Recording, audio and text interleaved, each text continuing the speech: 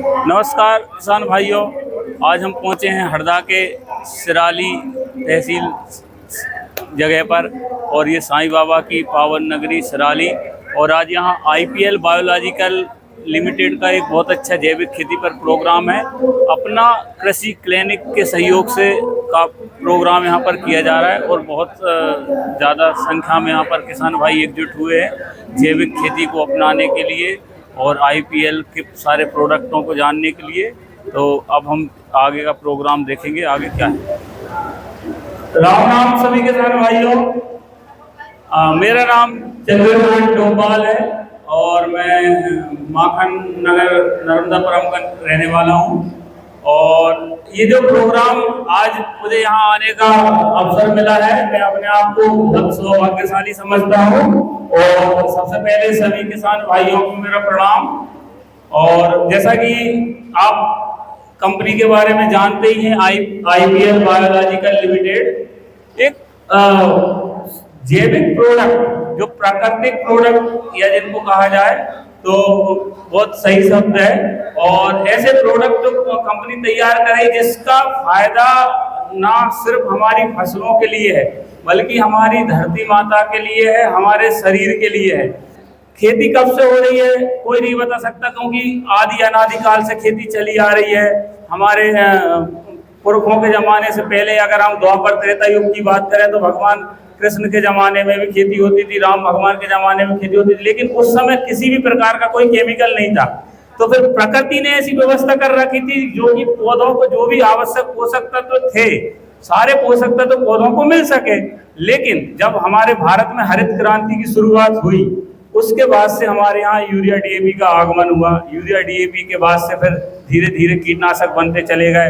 एक कीटनाशक सबसे पहला जो कीटनाशक बना था DDT 1939 में, उसका दुष्परिणाम इतना भयंकर सामने आया कि उसको बंद करना पड़ा। लेकिन जब उसको जिस वैज्ञानिक ने बनाया था उसको नोबेल पुरस्कार मिला, दुनिया का सर्वश्रेष्ठ, की बहुत अच्छी उपलब्धि थी। लेकिन वही उपलब्धि एक अभिश्राप बनकर सामने आई।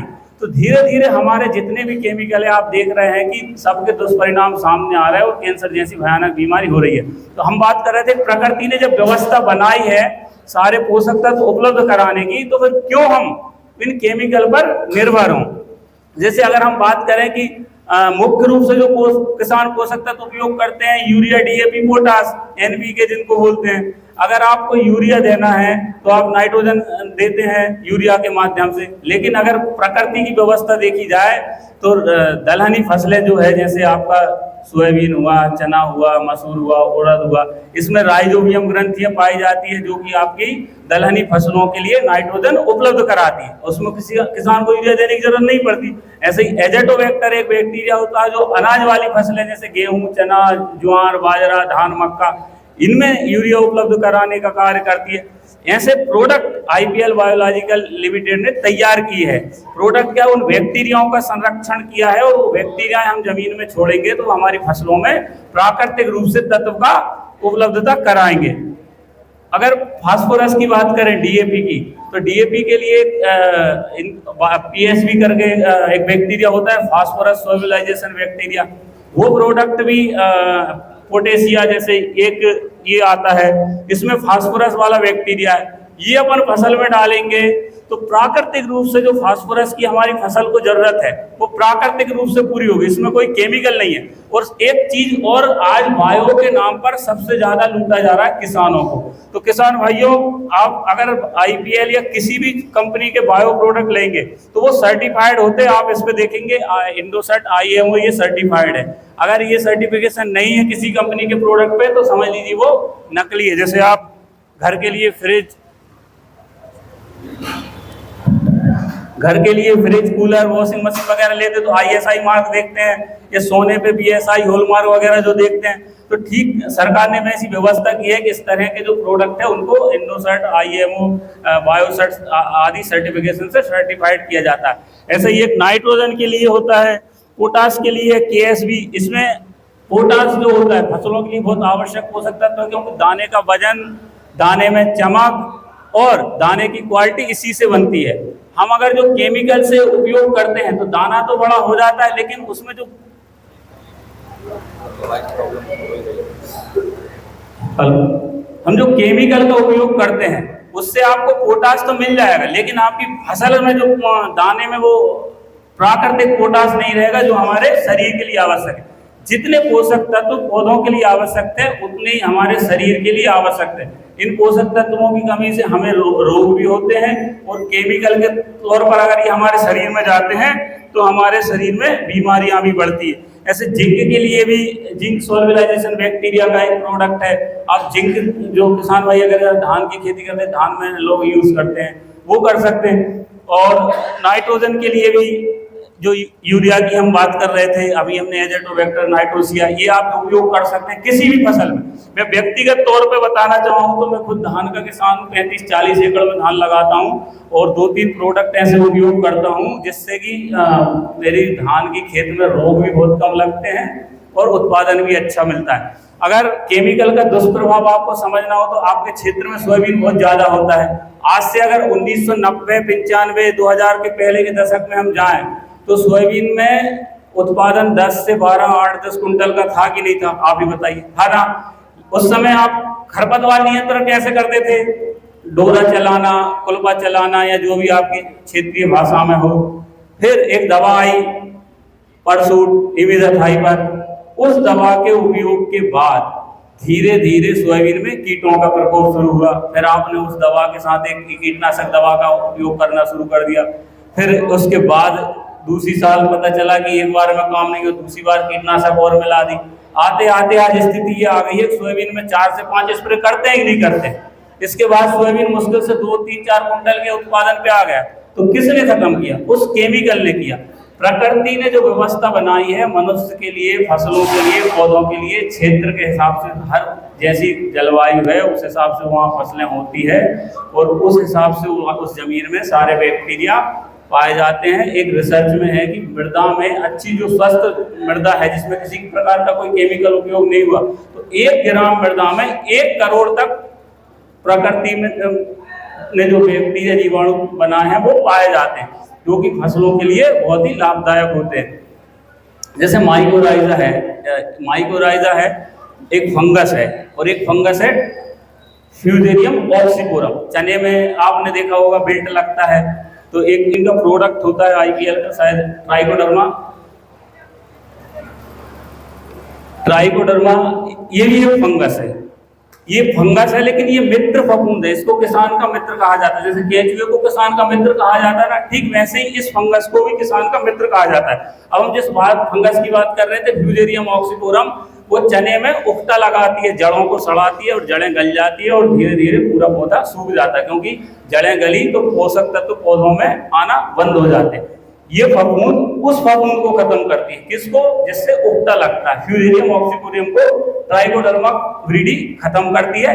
इसके उपचार करने से या इसके बाद में 1-2 बार इसको और डालने से वो फंगस पूरी तरह खत्म होती है और चना उकसने से बचता है। आप निश्चित ही प्रैक्टिकल करके देखिएगा, आपको 1-2 साल के अंदर अंदर आपके खेत से उकटा की समस्या हमेशा के लिए खत्म हो जाएगी।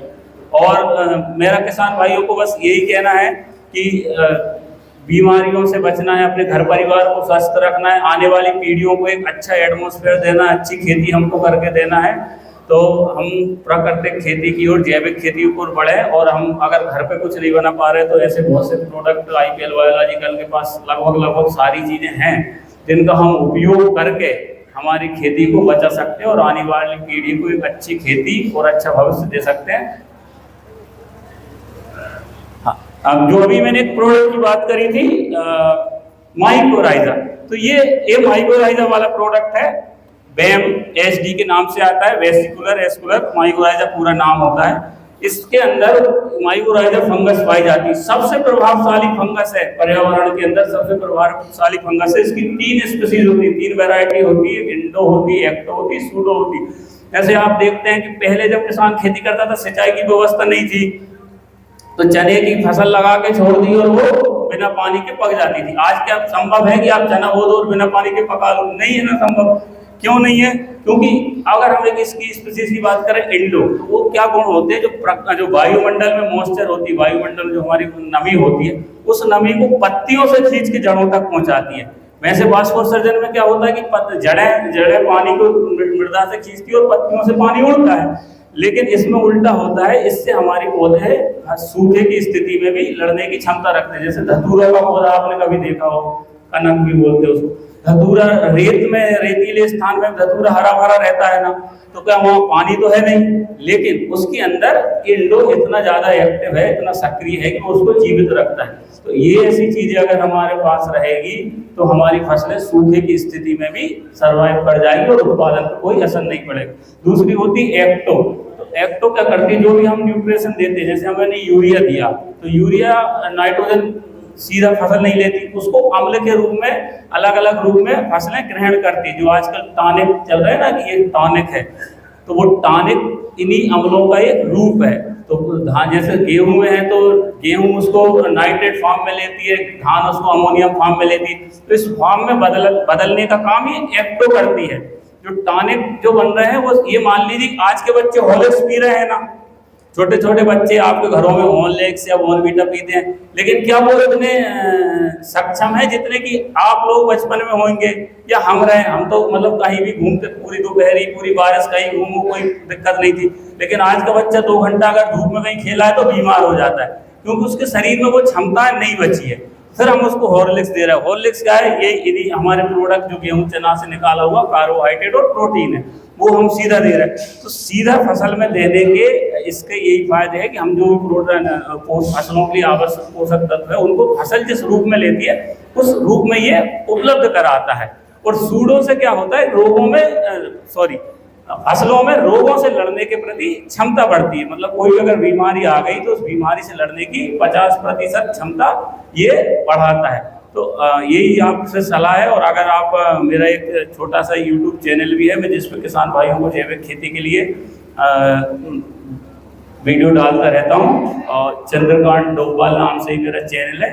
आप सर्च करेंगे तो यूट्यूब पर मिल जाएगा। और हम इस तरह के प्रोडक्ट के बारे में और ऐसी बीमारी के बारे में जानकारी दे सकते हैं। और आपको उससे संबंधित कुछ भी समस्या रहे तो आप हमको उसमें कमेंट बॉक्स करके पूछ सकते हैं। और मैं अंत में यही कहना चाहूँगा, अपने आने वाली पीढ़ी के लिए जैविक खेती अपनाइए, लेकिन ज़रूर अपनाइए। बहुत बहुत धन्यवाद।